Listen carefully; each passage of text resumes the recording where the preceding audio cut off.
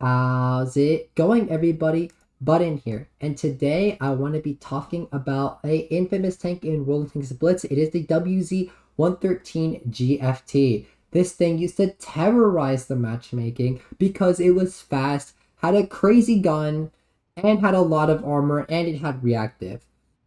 Thankfully, it lost some of those tools, not all of them, but it did lose a few. This thing still terrorizes tier 10 like it's nobody's business, and I still really enjoy playing this tank. Hence why even after it got nerfed, I played a few battles in it. I'm going to show you guys quickly what my loadout is, my setup, how I run my tank. I'm going to show you the stats of the tank, give my opinion on that. I'm going to show you guys a few games where you guys can see this tank live in the flesh after its nerf. And yeah, I hope you guys really enjoyed the video, and we're going to get right into it. So first, with its consumables, after it lost reactive, this tank has a very simple loadout. You just run the multi-purpose, run a repair kit, take the adrenaline. Very simple. For provisions, more of the same thing. It didn't change like last time. Previously for comp, you needed the protective kit because you were running, well, a pretty weak Amarok, but thankfully this tank isn't in comp anymore, so you're just going to be running the Peking roast duck, sandbags, and improved fuel. That's a very simple loadout. With double repair, you don't really need to worry about the Amarok so much. For the ammunition, I recommend just taking this basically, but if you want to run a little more HE, by all means, running more HE was something you definitely used to do in comp because a lot of the time you were going for those splash shots just to bleed out that extra HE, and HE blind shots are very effective for comp. I run calibrated shells on this tank, especially after they nerfed the reload, buffed the alpha. You really need to be penning your shots that are really important, but a lot of people think that the pen's enough, so they're just going to run the rammer instead to try and make up for what they've lost. I run double aim time. It's a very button staple of mine. I just feel like this is the best way to make your gun more accurate, but some people do prefer supercharge, but I just personally don't. That's definitely a personal preference. Defense system is definitely a mandatory on this tank. Toolbox is definitely really important, and I just run enhanced armor because the armor is really good and you want to make that a lot better. I run a camouflage net because the camouflage is very good on this tank, and I run accelerator just because I think it is the better out of the two, and a consumable delivery system because you just want to have your medkits come up sooner.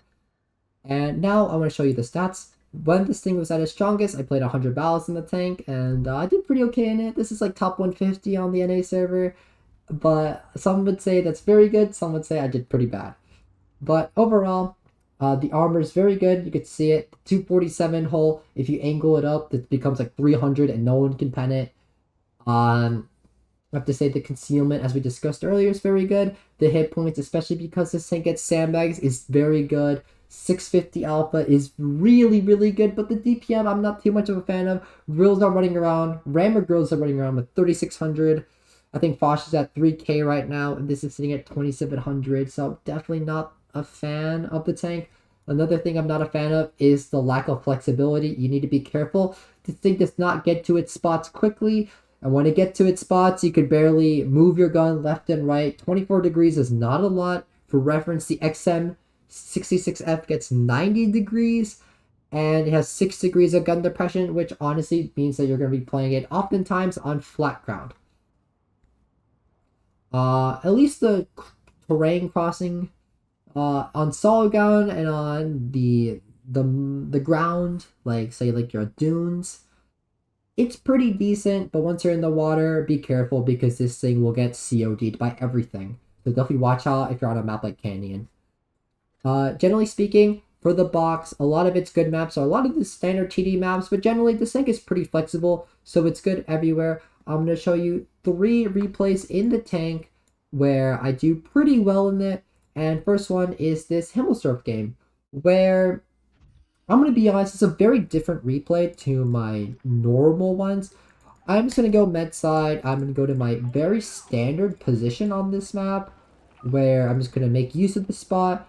And the old box would definitely shoot the Rhino at that point, but luckily this Rhino is going to cross in front of me, so I'm just going to quickly put a shot in, and I am just very chill. I see that the Yag is there, so I can't really be too aggressive with this angle anymore, and this STB1 might give me a shot here. I just have to aim this in very carefully.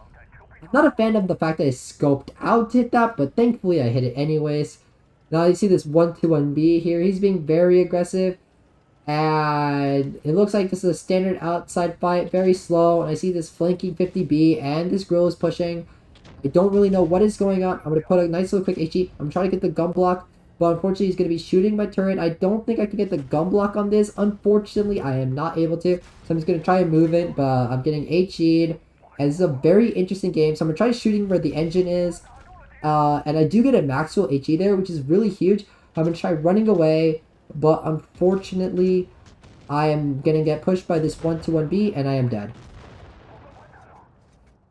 So yeah, if you're looking for a tank that can do 3400 damage very quickly, look no further. This is the tank for you. It is a very cursed replay, I do admit, but this is a great way to show you that the box, when it gets pushed on, it could do a lot of damage very quickly.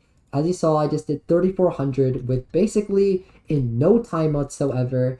And now I want to show you guys the next replay, which is actually a lot more reasonable than the first game. This is going to be a game on Rockfield. I have my couple friends in this game. I have Ranger and I have Muxv from my clan, ZQT Storm. They're both very good players in light tanks, so this is going to be a very interesting fight. This is going to be a little more nuanced, a little more tactical. And for this game, I'm just going to make a standard play. I'm just going to go look to the C bush, and I'm just going to see whatever's in there. I'm just going to shoot it. I see Ranger is looking to make a very honestly, it's a pretty normal play in light tanks. But I'm just going to sit in this bush, and I'm just going to wait for something to happen. I look at this XM. I'm going to go put a shot into his weak spot, where the rear quarter of his tank is. That's very penetrable if you didn't know that, but that was one of the very common weak spots for the tank. Now I'm going to look to shoot whatever's on ACAP, because I feel like that would be very good. So I'm going to quickly aim in a shell in here, and it goes high into the turret. That's my guess.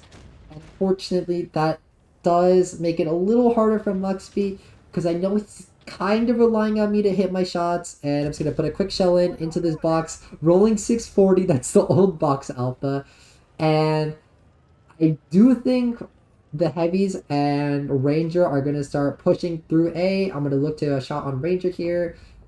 This is going to be a little tricky, but I'm just going to lead that in, and that one goes right exactly where I want it to go, making up for that cursed little 215B shot from earlier. I know Muxby's got to run. We're just going to leave the concept one behind. And now I'm going to put another shell into this FB here. 767, that's the kind of rolls that I was looking for. Not some puny 500 roll on Ranger. But, see, 62A here. 62A is going to use speed boost. He's going to try and close the space. I'm going to go hold down here. And I want to look to my right really quickly and see what I can find. Which is, okay, I'm looking for a shot on Ranger, and I see this 5A. I'm going to look to that. 516 to the turret. I will take it. It's a very decent roll, and I'm going to give my side to Ranger, and he's going to put this AP round into me. Very scary, so I'm going to try to hide behind this rock because I know Ranger is sitting at that angle. And now, what I want to do is I want to try closing the space. I know that the Sheridan is leaving. I want to see if I can get a quick shot in on one of these tanks. This Sheridan definitely on the cross. Sitting here being patient. I'm now spotted again, so that means that if Ranger looks my way, he's going to get easy headshots in, potentially, if he changes his angle. And I'm just looking to reset my camo. That's when the WZ is unspotted. I'm going to think that's when I reset my camo. I'm just going to come in, and right here, I'm going to make a very good decision. I'm going to avoid B cap. It's going to get me proxy to the 5A, but since avoiding B cap is going to prevent the others from finding out that I'm here until it's too late. Ranger's going to put a shot in, and we're sitting at 4k damage. It's a very good game so far, and Ranger's being pressured out. So I'm not really too interested in. Plus, I want to let him farm a little. Like, he's like climb mid and all, so I just want to let him like cook a little, see what he can do. But more importantly, I see this 215B here. He looks pretty gone, and I'm just going to push this 62A right now. He's got another speed boost. That speed boost comes up quick. Try to load an HE shell. I don't manage it. This thing just not that fast, not that flexible. I don't even know if the old box would have done it, but I'm going to be a little greedy here. Oh, I clipped the rock. I'm going to go in for a little engine deck HE. I miss it. I get a little ram in, and I'm gonna do my best to keep this rhinoceronte alive. One way I could do that is by using my side to cover for him. I'm gonna make sure that he's alive. I'm gonna protect him. The rhino gets in a shot, and I'm gonna get this clear in. It's gonna be for 4,900 damage and with 4 kills. Overall, a very, very chill game in this tank. I really, really enjoyed it. I had a lot of fun. And overall, yeah, it was just a very, very good game. That's a first class and a high caliber and a top gun. And finally, I'm going to show you another game. This was my master game. It was on False Creek. And yeah, this game was a little crazy. So this is just going to be a very standard heavy side fight where there's no meds on their team and we have one med on our team. But you always need to watch out, even in these all heavy games, sometimes these False Creek heavy tanks will just go to the med flank, and you definitely want to watch out for that. So just be careful, keep your eyes open. I'm going to look to putting a shot into the 60 TP drive wheel. I definitely hit it. Maybe I didn't hit the drive wheel, but 649, that's almost an average roll. And my 777 is not doing so good, so yeah, about that. So I'm going to put a quick shell into this Type 71 lower plate. I low roll with 591. That was a little unfortunate. This VK90 is also going in, so I better watch out for that. I see this 60 TP about to peek in. I don't really want to get proxied, even though I'm pretty sure I am proxied here. I just didn't really want to risk it. I'm just going to take my time. I just want to chill. Look for an angle. This VK90 might give me a shot here. He definitely does it. That's a bit unfortunate, but it is what it is, and we're just going to have to move on. And on the back flank, there's what I was talking about. You have to be watch out for a lot of these weird heavy tank flanking plays. I'm going to try to look for a little HE shot onto this Kron here. He pulls back. I'm going to let the reticle sit a little, and unfortunately, I miss it. The Type 71 is pushing in. That is definitely an opportunity for me to shoot, but I'm just going to reload. I'm going to wait. The Kron is potentially going to pull back here, and I'm going to look. I get a beautiful AP round into the Kron turret. That's going to be very good for our team. And now I'm going to put a little quick shot into this Type 71. He's going to pen me potentially. Oh no, he does it, which is very good, very good. And I am going to look to just farming. Now I know he's running the gun depression type, which is a little concerning. And the VK90 also has a lot of gun depression, so I need to watch out. Yeah, I don't really recommend showing your side when you're playing this tank. But luckily this thing has a lot of hit points, so you could do a little goofy trading. And yeah, this game is kept very close. Very good, very good. And I am just going to look to heat pen straight through the front. He's going to give me a good angle. And now we're all even. I'm going to look to either the Type, maybe the Minnow, and I'm just going to let this T-22 come in through. Maybe he can shoot the 183. Maybe he can spot the 183. And now I'm just going to clear this Type 71 with an HE shell. And I see this 183. And I'm just going to try my best. I'm going to go really quickly, and I'm just going to put a quick shell into him. Just get that 1-for-1 trade that I was looking for. Going to aim this in.